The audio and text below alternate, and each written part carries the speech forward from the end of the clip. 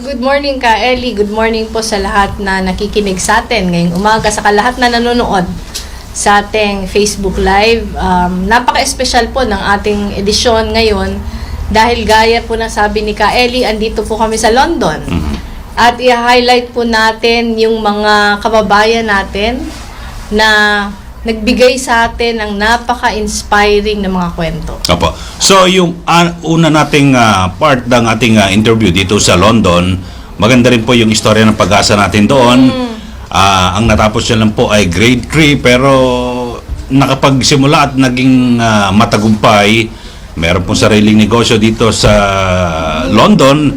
At ito ho, ma'am, marami po siguro ang magkaka-interest dito at mabibigyan po natin ng inspirasyon dahil sa pagtitinda ng isda, tapos ngayon may sarili ng kolehiyo, paaralan dito po sa London. Talaga ka, Ellie, yung nito, yung kwento ng ating bisita ngayong umaga. Hindi pala bisita, tayo yung bisita kasi tayo yung bumisita sa kanya. Napag-alaman namin to, nasa Pilipinas kami. Nagpa-research kami, sino ba yung mga Pilipino dito na very humble beginnings? Yeah. Nag-umpisa sa wala, pero dahil sa pagkakayod, dahil sa determinasyon, napagdaanan yung lahat na pagsubok. Mahihirap na pagsubok, pero nagtagumpay. At yung bisita natin ay isang classic na halimbawa ng Pilipino na akala ng marami hindi magtatagumpay dahil walang-wala nung nag-umpisa. Yes. Pero eto na siya ngayon. Siguro ma'am, acknowledge din natin dahil sa ang nakatuklas dito si Rose Eclarinal. Oo, siya yung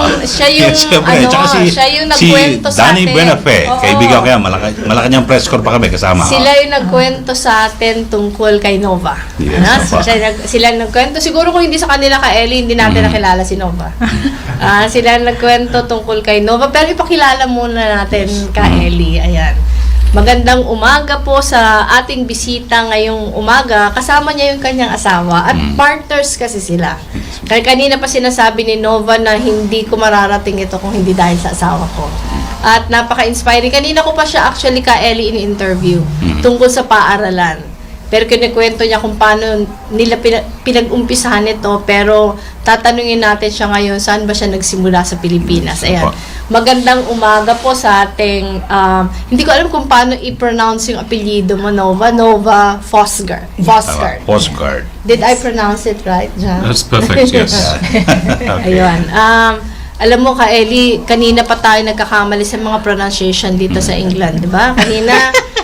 Kanina nandun kami sa Tottenham sa England. That's pretty good. Yeah. Nahirapan tayo kung paano siya i-pronounce. Pero Nova, magandang umaga sa iyo. Magandang umaga sa iyong asawa. Nandito kami sa paaralan nyo.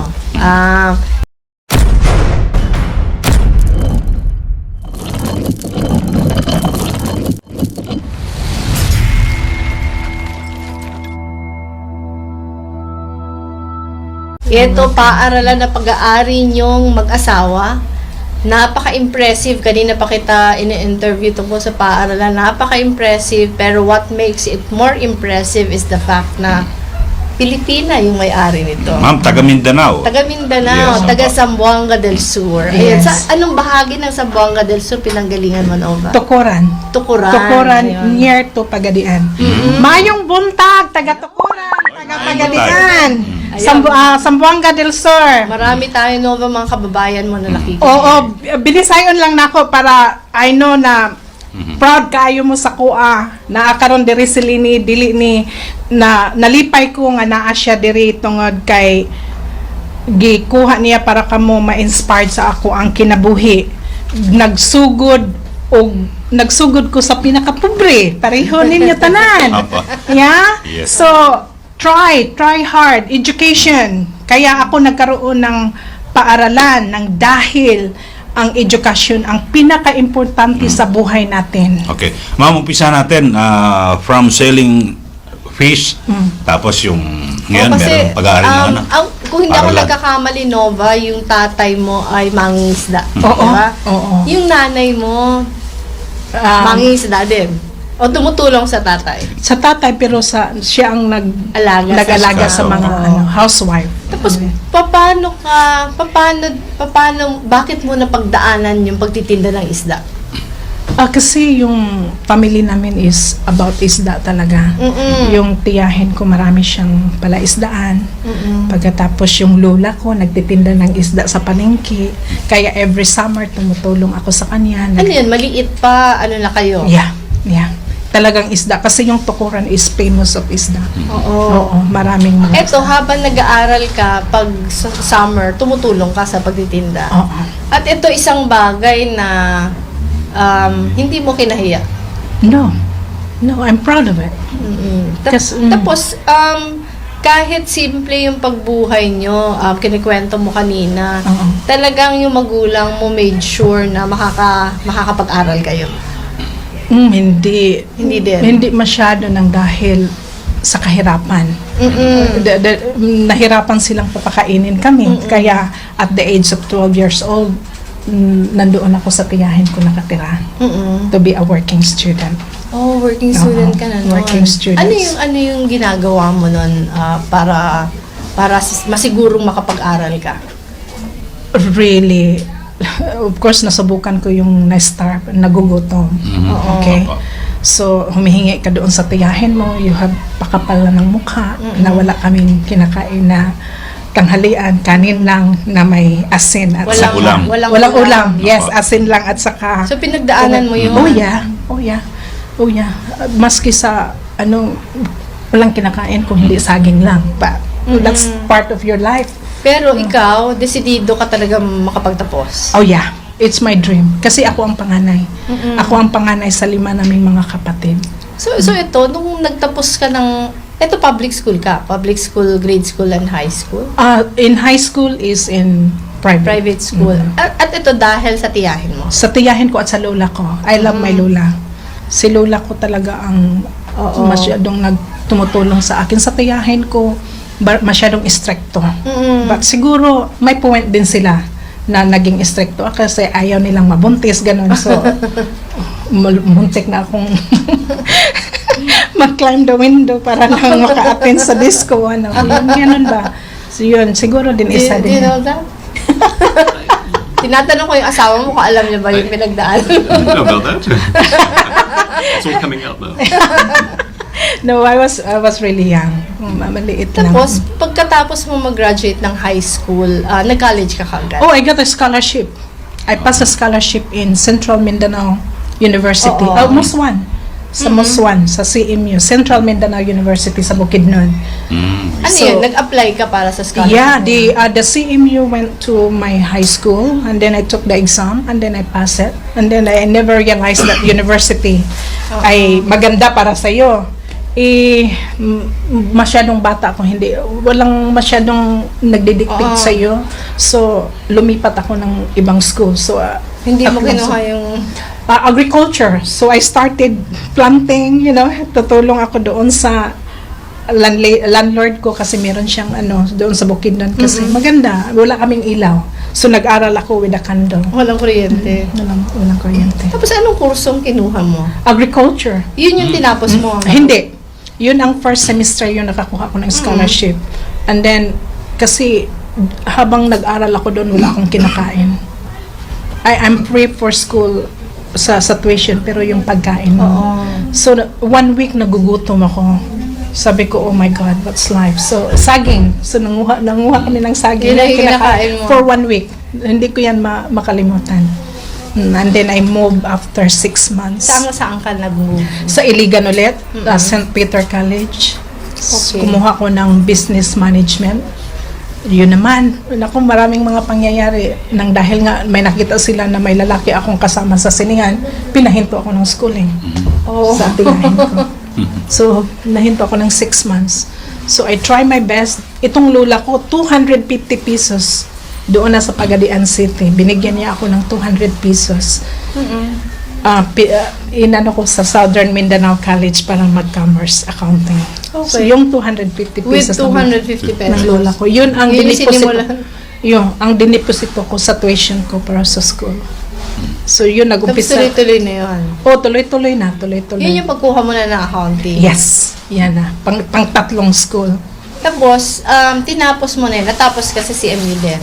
Hindi. Doon na sa Southern Sa Mindanao Southern College. Mindanao sa College. Pagadian. Oo. Tapos, after graduation, ano yan yung after college graduation, saan ka na pumunta? Sa Maynila. Ang school ng Southern Mindanao College, binigyan nila ako ng pambayad sa school. O sa SIPAR. Board exam. Sa board Board exam. exam. So sila yung nagbayad ng tuition ko. Pagkatapos yung sa akin, yun na lang tuition. O yun na lang ang Eh, siguro mahusay ka, kaya binigyan ka lang. siguro sa sipag. But I studied very hard. Mhm. Kasi may goal ka na makapagtapos ka pagkatapos susuportahan mo yung mga Kapatid. Yun ang dream ko talaga. Kasi ayaw ko na madaanan nila yung Pinagdaanan working mo. student ka sa tiyahin mo na parang alam mo na what is look like to be a working student. Nahirapan. Mga lalaki sila lahat. So, nakapagtapos yung tatlo ng nautical. Dahil na yun sa'yo. Sila lahat. Sa paglilinis ng toilet sa Hong Kong. Naging katulong. Nagsimula ka muna sa Hong O pagkatapos ko ng review sa Okay. nag-apply ako para abroad. Domestic helper. Domestic helper. Ilang taong ka sa Hong Kong? 6 years. Oh my God. 6 years. Tapos yung kinita mo sa Hong Kong, yun yung pinaaral mo sa mga kapatid Yeah. mo. Pero meron din ako mga sideline. Talagang negosyante siguro talaga ako.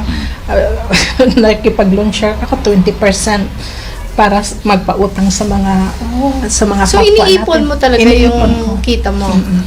Iniipon ko. Pagkatapos yung yung sa Hong Kong siguro wala akong masyadong naipon dahil Dahil sinusuporta mo. sinusuportahan hindi lang brothers ko, yung iba din. Yung may sakit, may ano. So maraming Tapos after Hong Kong, Singapore, dinala ako ng amo ko sa Singapore. Okay. After the turnover, 1997. oo, lumipat yung amo mo sa Singapore. Sa Singapore. And then, I said, no, ayaw ko sa Singapore. Tapos sabi niya, because I think I'm a good worker, palagi talaga silang I said, I give you 6 months. And then, ang 6 months naging 1 year. Hanggang nag-away kami sa ama ng ina ng employer ko na babae. Yung amo kong lalaki, pinadala niya ako dito. Sa London. Yun na, kaya nakita. pero graduate po kayo ng college. Oo. Ba't naisipan niyo pong mag-OFW? Actually, pwede ka naman doon magtrabaho sa Pilipinas. Actually, nagtrabaho ako sa Kasi bakit niyo anak po ko. na mag-DH po kayo? Kasi kung graduate ka ng college, maraming pwedeng pasukan sa Maynila. Totoo, I think nang dahil sa sahod din. Oo, sa sahod kasi mas malaki. And then, it's like a stepping stone. But because while I was in Hong Kong then, meron ding isang tao na hinahanap ko sana dito, si Sir Casaos at saka si Sir Andy. Yan ang tumutulong sa akin din sa Hong Kong na makapag-experience ako sa accounting firm. Management, sila yung manager doon. So, tago ng tago kasi illegal yan eh. Tapos sila ang tumutulong sa akin na to feed my mind Okay. about So, accounting. nagtatrabaho ka sa bahay, pero nag-aaral ka pa din. Oo, aral at saka nagtrabaho din sa kanila. Ayun yung sideline mo. Oo, trabaho. Pero kasi yung amo ko, parang kinikontinuous niya yung kontrata ko. Pagkatapos, nag-work ako sa opisina. Pagkatapos cash yung binayad nila sa akin. Okay. Nakasurvive ako ng 1 taon doon. Matulungin sila talagang parang tago ng tago. Kasi illegal yan eh. Illegal worker ka. So yun din ang isang tapos back na naman ako. Kaya ito nakita ko tong amo ko. Tapos pagpunta mo dito sa London, sino yung tumulong sa'yo? Yung amo kong lalaki. Kasi British yung amo. Oo. British. Sa Hong Kong Oo. sila nakabase. Oo, sa base Okay. dito Singapore. Singapore yan yung asawa niya. Tapos English yung lalaki. So yung lalaki ang talagang ang babae yata ang kasi siya ang employer ko. Pinadala ko dito kasama yung mga bata. Kasama mo yung mga Bata pero dito sa London. Sa London. Pero ang inalagaan ko yung mama niya. Oh. So kami ako ang nag-alaga sa mama niya doon sa countryside. Tapos yun ang nangyayari, nag-umpisa. So, swerte mo rin na naibalik yung Hong Kong sa China So yung amo mo punta rito sa London. Oo, sila Tama? sa Singapore pa rin Ah, sila. Singapore. Oo, talaga. pero ako lang ang pinadala nila dito para alagaan yung yung nanay. nanay niya. Tapos, mga ilang taon ka pa nun nag-alaga ng nanay? Walang isang taon yata. Walang isang taon dumating ako ng more than May 1999. Okay. I met you December 1999. We So got married. she met you right away. Yeah, pretty much. Okay. So That was a quick. quick mover. And then in April 2000 we got married. Yes. Yeah. Oh, wow. Yeah. Less than a year. No, only a month I asked him to marry me. Okay, siguro. Ma'am, kwento yung kanilang love story. Yung nakapunta na siya sa London and then paano kayo nagkakilala na yung husband? Yan. Sa Filipino community. Oo, sa Sabi Filipino. mo sa Oxford, di ba? Yes, Didcot Power Station. Oo, Right? naimbita ka sa isang Filipino. sa para Filipino na party, Christmas party sa Oxford. Yung kanyang husband ay nag-aaral doon. Yeah. Nag-aaral. He studied. You were a student at the time. No, I'd finished. Oh, you finished okay. already. Yeah, I was looking, And looking then for a job, actually. why did you attend the Christmas party? I had a very good friend who was a Filipino guy. Tell the name. And, Ray. Well, Um, and so actually I'd been going several years to support the really? association. So I'd even been learning a little bit of Tagalog from Ray just out of interest because I like languages. yeah.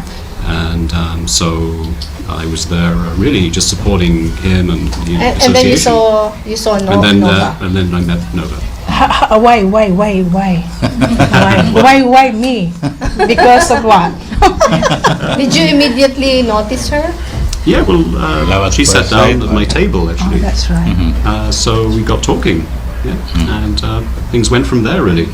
Yeah. And then you didn't expect that in a few months she will ask you to I didn't. marry her? No, I didn't expect that actually. But why not? Why do you? No. But you said uncertain. Did I? Yes. A You long said, time ago. maybe we should get married. No. Uncertain. She remembers this. I don't. That's funny. So, But- sir, what's your profession? You're a journalist? I've had sort of several careers really. One in media and journalism, media. including news, international news, and television, and in education. Okay. So we've been running this educational establishment for 11 years now. 11 Okay. years. So yeah, we've done And, that together. and yung kwento ni Nova, at the time that you met your husband, Yeah. nag-work ka na as an accounting staff of Yeah. Christie's, Yeah. yung auction yeah, house. Yeah. Tapos nung nag-asawa kayo, nagpatuloy ka pa din doon, magtrabaho until your husband had the opportunity to buy the school. Ano po sabi na parang nawala ng trabaho? Paano? Yeah. Yeah. Because redundant, isn't it? You got redundant in the media when you were the editor. Yes. Got a I was redundant. teaching here. That's right. I was kind Yeah. of between jobs and Okay. was enjoying it. And then the opportunity arose to take over the school actually. But it wasn't the first time we'd thought about doing a business. Actually, You already because thought about we'd kind of we knew we were going to do some kind of business because we had that kind of entrepreneurial instinct. I think in different ways, we're different, but so we knew we were going to do something. So the opportunity came, and okay, maybe this is the one. Maybe this is for us. Yeah. So that's how But that it was happened. kind of fast, right? When you started teaching here, the opportunity to own the school yourself came up just a year after. Is that A right? year after. A year after you started teaching here?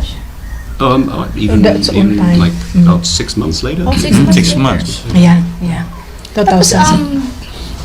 was it an easy decision? No, it was a very hard decision. I mean,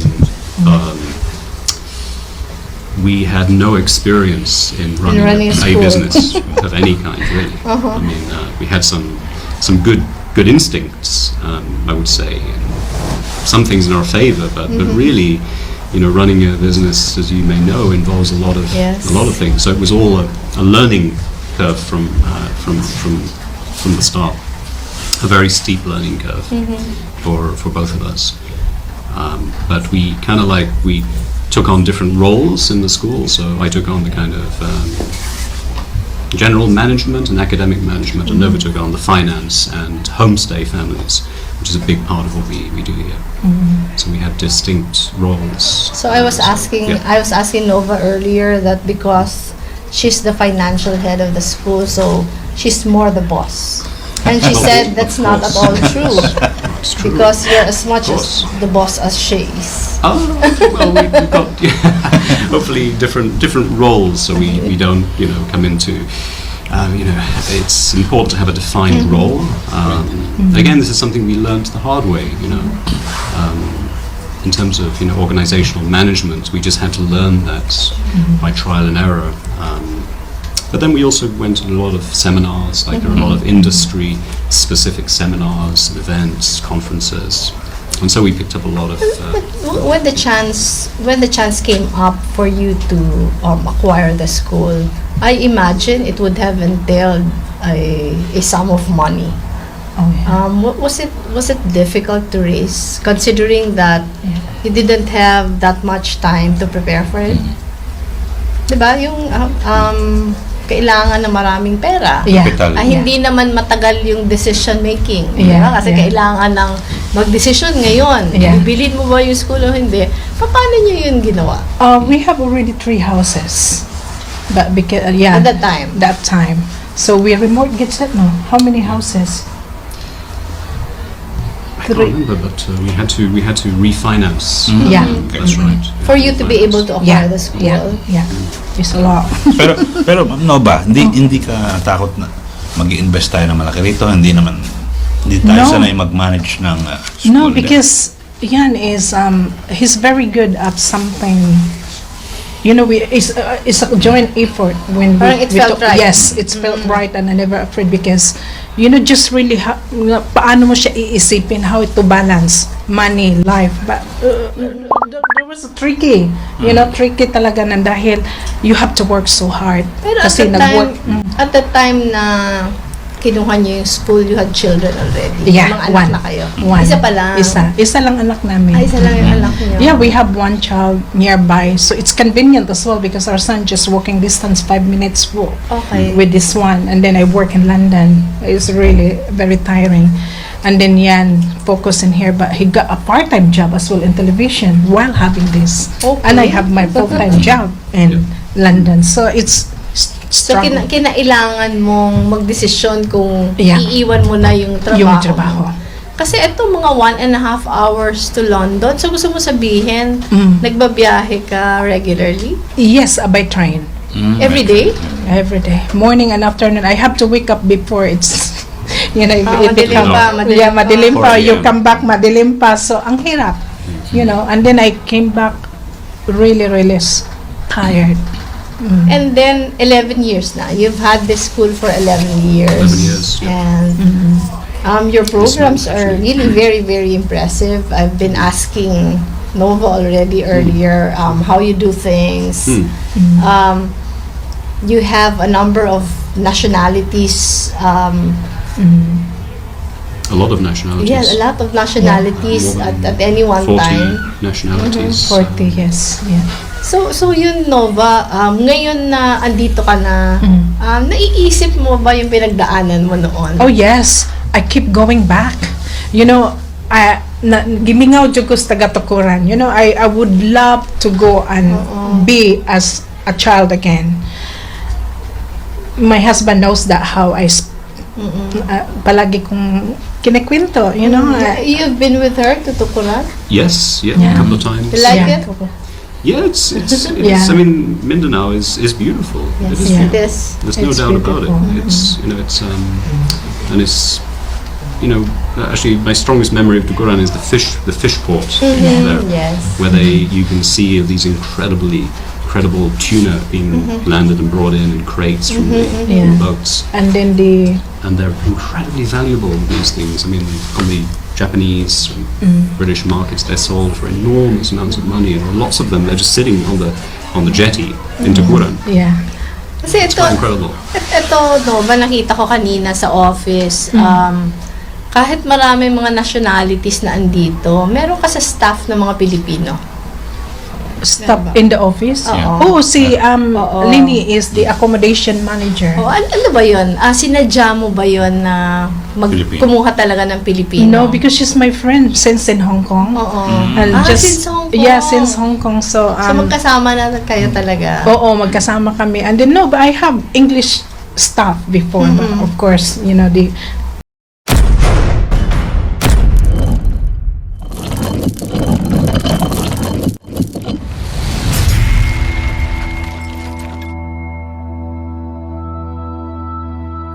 work and then find another job. It's a very difficult job. Ang hirap. Yeah, ang hirap na difficult. Because I did that job before and I know how much. Kasi yun yung sadya nung programa namin. Ipakita yung pwede mangyari Yeah, na kahit galing ka sa wala, yeah. kahit galing ka sa very humble beginnings, pwedeng mangyari yung ganito. Oh, yeah. 'Di ba? Kasi Definitely. ako I think Nova will agree with me that if she goes back in time, I don't think that at that particular time she imagined that this would be happening to her, being here, owning a school, having you for a husband. No, not. So that is exactly the point of why we're doing what we're doing, to highlight the stories of people who have succeeded, like Nova. To give inspiration to Filipinos who are also going through difficult times, that, you know, the difficult times will end. And through determination, because you do make your own luck.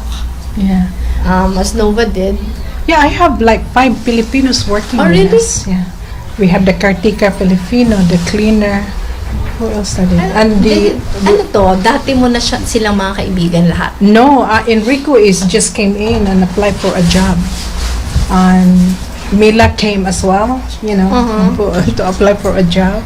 And who else? Alini is she lost job and we adopt her in our house, and I said why not just helping us, you know, in school, you know, because she used to run a business as well. And then Una no, because she have business in Philippines as well, so it's from time to time. And who else then? We have used to be an accountant. Yeah, Alma is our house manager. We have that. We're going to have lunch later. One of our residents for the student. Parang little hotel. We make it like little guest house. And Tapos ito, gaano ka kadalas nakakabalik sa Tukuran? oh, I just been last February. Last year 6 times. I Oh really my miss. God. I 6 times? Yeah, I told him I want to go for good because I want to help. You know, I'm really inspired with like Gina Lopez as well, like you do. You know, I love acting, charity, you know, helping. So marami kang tinutulong sa Tukuran. Not really necessarily, but you know, by what I'm doing now is just observing, and then later on when I'm already like settled, and then I'll pick up. But I have some fear. Di ba kay Ellie, parang yung kwento niya, hindi kinakalimutan yung pinanggalingan. Yes, apo. May kasabihan, ang hindi marunong lumingaw sa pinanggalingan, hindi makakarating sa parrona. Talaga nang hindi niya nakakalimutan. Ano? Yung kanyang pinanggalingan. Apo. I'm still bugsay. I have the video. They have this little boat in Pagadian City. Oh, can I borrow? You know, because I You remember still know when, how to... bugsay, and then they were so You laughing. should drive with her. We do. One time. Yeah, we've done that together. Do you mean on you paddling? did? Paddling? Yeah, Yes. paddling. I have my paddling. We like paddling. Yeah, we Yeah. both really like that. Yeah. But that was Okay. really cute. It's a very small boat, you know, the bugsay. It's so cute. Yung mga kapatid mo, nasa Pagadian pa. The two are overseas because they're sellers. Oo nga. Yun yung pinag-aralan nila. The two and the other one is in America, sa New York. Tapos yung dalawa, super hirap. Yung tulungan mo naman, ako, there's somebody. Oh my God, it's just difficult. They are not the same as me, so I cannot really expect them. Yun din yung kasi ilan na din yung na-interview natin na katulad mo. Yung mensahe din siguro sa mga pamilya ng mga OFW natin. Parang to realize na hindi madali yung buhay sa ibang bansa. No. Na sana yung lahat na tulong na pinapadala sa atin, pinapahalagahan. Oh yeah, they learned that because now I'm really asking, write it down all the expenses. Isulat mo lahat ang mga gastusin. And then they cannot get, oh, you give this already, bakit ko pa isusulat? Okay, hinto po yung mga suporta ko sa inyo. Yeah. Kasi yun din siguro yung nakakalungkot na pinagdadaanan ng mga OFW families na yung kayod ng kayod, yung mga nasa ibang bansa. Pero yung matuto yan sila. Dapat, oo. Matuto, yung nagpadala, matuto din sila. Because I've been doing that, right, Daddy? I've been sending money, but he's giving me. And I said, no, you're making them lazy. Yes. If you send money, you give them lazy. But sometimes if it is necessary for hospitalization, yes, he will. Emergency. Yeah, he will do that. You know. But you paid for all of your brothers to go to school. Yes. University. Yeah. Alright. Okay, so Ma'am Nova, bago tayo magtapos ng interview, baka meron kayong mensahe sa ating mga kababayan na bigyan natin ng inspirasyon. Yung, alam nyo, talagang sa Pilipinas, alam mo naman yung kalagayan doon. Yung iba, umaasa sa tulong ng gobyerno, pero minsan nabibigo.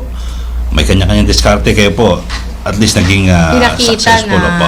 dahil sa sariling pagod, kayang maabot yung mga Sige, pangarap. ano po maipapayo nyo sa kanila at para makalagpas po sa kung ano man yung hamon sa buhay? Oo, especially sa taga Mindanao. Kung naminaw mo karon, mauni akong maistorya sa inyo nga dili mo maulaw. Okay? You have to ask if you need something. Kahinganlan iistorya ninyo ang iyong problema. Kung gusto niyo education gyud usaan yung himuon. Kahinganlan eskwela, mag-aral kayo ng mabuti. Kasi sa pag-aaral dyan nyo nakukuha kung paano ang buhay. Kailangan kung merong mga education, for example, I think TESDA, the government is offering things. You go and do it. Anything. Even tailoring. We just been to Bhutan. I learned so many things. Ang isa kong napag-aralan ay yung crafting nila. Kung ano yung kultura ng Pilipinas. Kung pwede.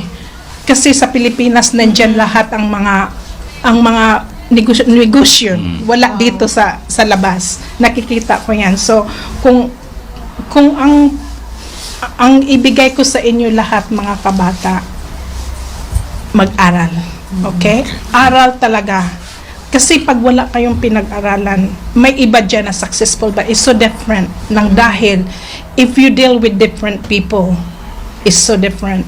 Yeah? Pag may pinag-aralan ka, you can communicate with them. Kung wala kang pinag-aralan, wala kang masyadong ma-share. Yeah? So, please, mag-aral kayo ng mabuti kasi dyan nyo makukuha. Kaya nga siguro meron akong school kasi until now I'm still learning.